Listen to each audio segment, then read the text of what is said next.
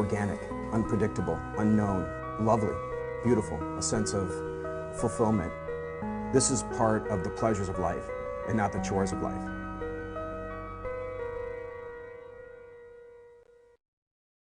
Here's what's just said tonight on Daily Iowan TV. Over the river and through the woods to Indianapolis we go, continuing our coverage of Championship Week. Find out how students are getting to the big game this weekend. And reporter Austin Love will give us a look at IC Red Week. With all the football talk happening on Championship Week, you might have forgotten about the other sports happening around Iowa. But we haven't. It's all Iowa basketball coming up in sports. All that and more coming up.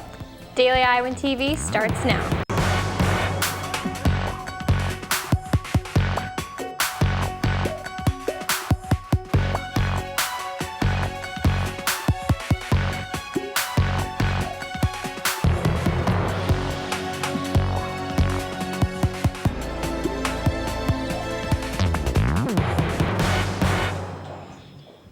Good evening and thanks for joining us. I'm Katie Sextro. And I'm Andrew Roberts. University of Iowa will officially see a 3% tuition increase for the 2016-2017 academic year. The Iowa Board of Regents approved this hike, at the meeting Wednesday. Other state schools, UNI and Iowa State University, were already approved for tuition increase earlier this year for the spring semester. The UI was set to have that same increase, but University of Iowa student government fought against the hike, saying spring semester was too soon. The aftermath of the campus-wide mumps vaccine of last month has left an impact on blood donations this week. Dance Marathon sponsored a blood drive on Monday and Tuesday, which was later canceled due to majority of donors already getting the mumps vaccine. This is because blood can only be donated over a month after receiving a vaccine. Although DeGowan faces a challenge with most of its donors being students, they plan to reach out to other donors in the community. Arrangements are being made to reschedule the drive to next year. The new University of Iowa Children's Hospital is set to be named after two generous donors. Jerry and Mary Joy Steed's immense dedication to children's medicine has made them eligible for this honor, which the Board of Regents are set to approve later Wednesday. If approved, it will be called the Steed Family University of Iowa Children's Hospital. This change will take effect in November of 2016. The Steeds have been giving to the University of Iowa for more than 30 years, giving millions of dollars to children's medicine. This week on campus is IC Red Week. Its mission is to educate and bring awareness to HIV/AIDS and the stigma surrounding the disease. Events are taking place all over campus to promote conversation and to create understanding for all. Daily Iowan TV's Austin Love has more. Jay Richards, Jack Stewart's, 28,000.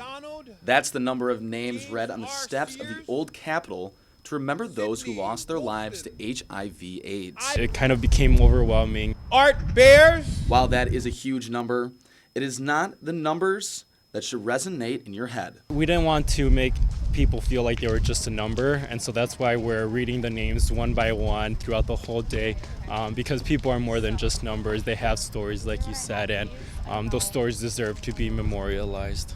As Sarah Tuaolo, a former NFL player, has made his life's mission memorializing his brother who lost his life to AIDS. My older brother passed away from AIDS back in 1992. It was very difficult because my dad passed away when I was 10. And so my brother who passed away of AIDS was kind of filled in the role of being my father. So yeah, it does. It hurts a lot that we lost him. This year's keynote speaker and the third NFL player to come out as a gay man. 35 years of my life I was living in the closet and not being able to be myself. Now uses his voice to educate. The more you talk about it, the more you put something on the table to talk about. What it does is it educates people. And when education is there, then that's when the healing starts, and that's when people learn, and that's when people get things done. A conversation on campus for a week, but a goal far from over. I'll go anywhere to speak. I'll go anywhere to educate people and to spread the word of love and educate people on matters that need to be educated. So. Do you think your brother would be proud of you, what you're doing?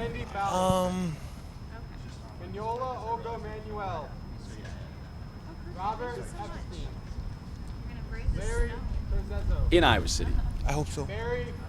Austin Love. I do. Daily Iowan TV.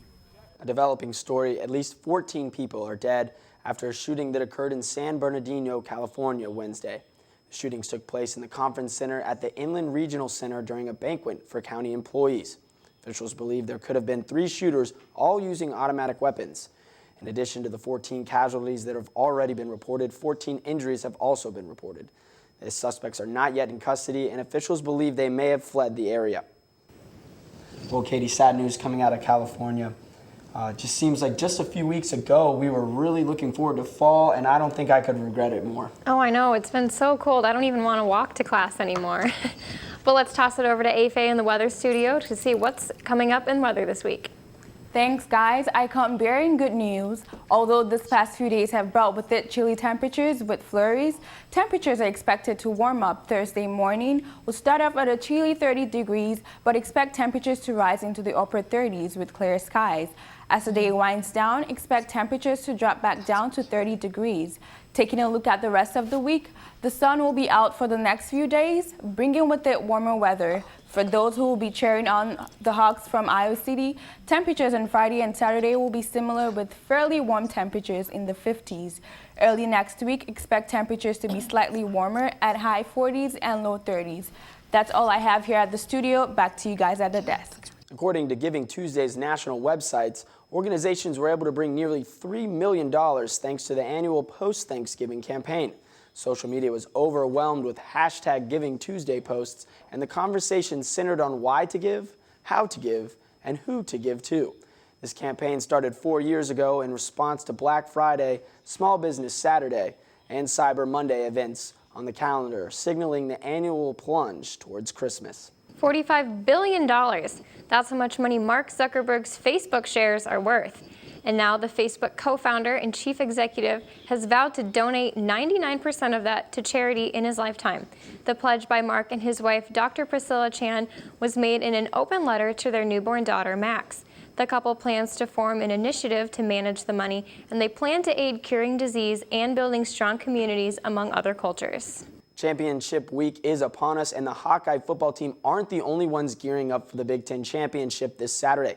Fans going to Indianapolis are trying to nail down their last-minute travel plans. Daily Iowan TV's Alara Bartlett will tell you which UI student organizations are helping fans get to the game. The Big Ten Championship game will be kicking off this Saturday at 8:17 p.m. in Indianapolis's Lucas Oil Stadium. But the question for many Iowa students is how to get there. Luckily for them, both Students Today, Alumni Tomorrow, and the Young Alumni Board have hired buses to transport students to the game. With the Hawkeyes' winning streak, Stat decided around mid-season to rent a bus for the championship. This would provide a cheap and easy alternative for students who may not have the means to or want to drive. And going to Indianapolis is not something that Iowa does very often, so students who love the football program, which many do, obviously want to go to this game because it's not something that most of us are going to be able to go to as students maybe in our entire career at Iowa. Tickets for the 2 buses quickly sold out, only costing $65 apiece. We wanted to fill as many seats as possible to get as many students to the game to cheer on the Hawkeyes. The Alumni Association is also putting on a tailgate called Hawkeye Huddle. This will give fans a chance to mingle, eat free food, and get excited before the game. Once inside, Hawkeye fans will stripe the stadium, wearing gold and even sections and black and odd. Reporting from Kinnick Stadium, this is Alara Bartlett for Daily Iowan TV.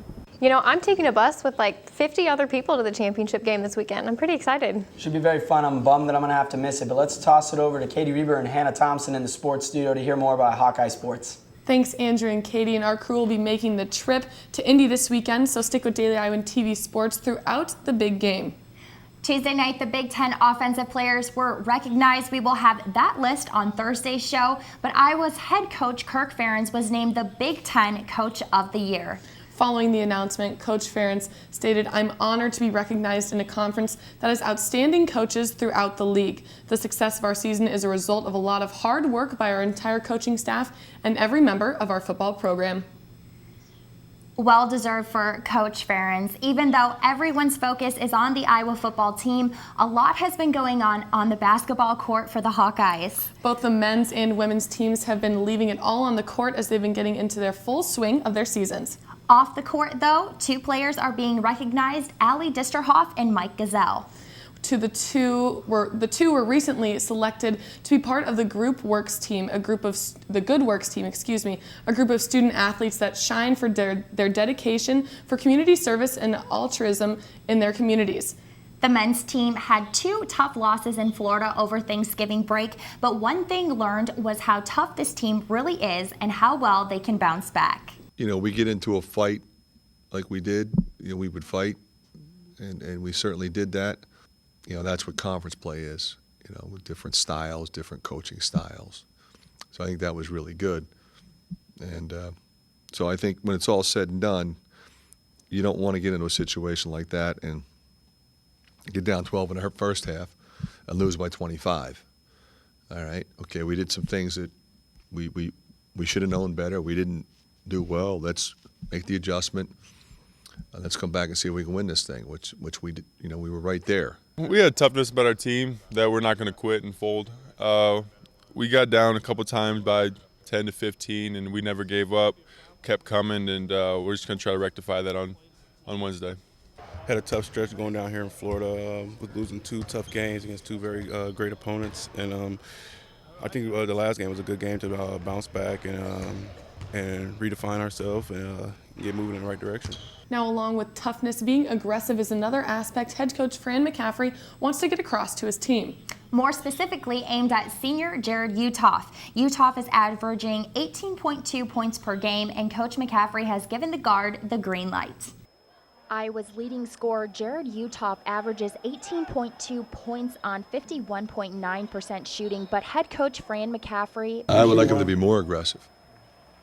Yeah, I mean, he took 15 shots yesterday. I think he had 22. I'd like him to take 22 shots, get 35.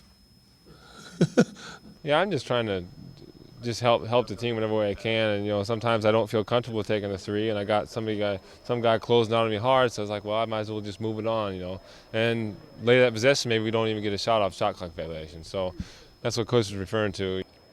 And Coach McCaffrey has his own way of convincing Utoff to be more aggressive. Make fun of him. I showed him the stats. I said, why did you only take 15 shots? Yeah, I should have taken more shots. Yeah, you should have. He's given me the green light for years now. Utoff sees this green light as a way to become a better player. I've obviously gotten better at shooting open shots and being ready. I think that's the big thing, is being ready before you catch. And that'll help me a lot with coach really saying I should shoot more, just being ready to catch and shoot a lot more. Moving forward, Utoff and McCaffrey's game plan for success is simple. You know, just take that open shot when I have it, and it gives me more confidence in myself. I'm telling you to take 20. Okay. The basketball team took on Florida State Wednesday night and faces the University of Missouri-Kansas City this upcoming Saturday. Wednesday's game recap will be on our Thursday edition of Daily Iowan TV Sports. So far this season, Iowa's record lies at 4-2, and UMKC stands at 5-2 on the season. Now, as the basketball team takes to the court this weekend, nearly 10 other sports are happening for Hawkeye athletics, including gymnastics, track and field, and swimming. In addition to all that, Iowa heads to Indianapolis for their big debut in the Big Ten championship game against Michigan State. Thursday's sports crew is going to give the full rundown of what we can expect from the game in our pregame show, so be sure to check it out. Katie and Andrew, back to you. Before we leave you tonight, McDonald's restaurants in Japan are taking chicken McNuggets to a whole new level. That's right, Andrew. Here in the U.S., you can order a 40-piece meal, but now in Japan, for a limited time, you can order a 48-piece chicken nugget meal. The nuggets come in a chicken nugget bucket of sorts. The order will cost around $20 in American money.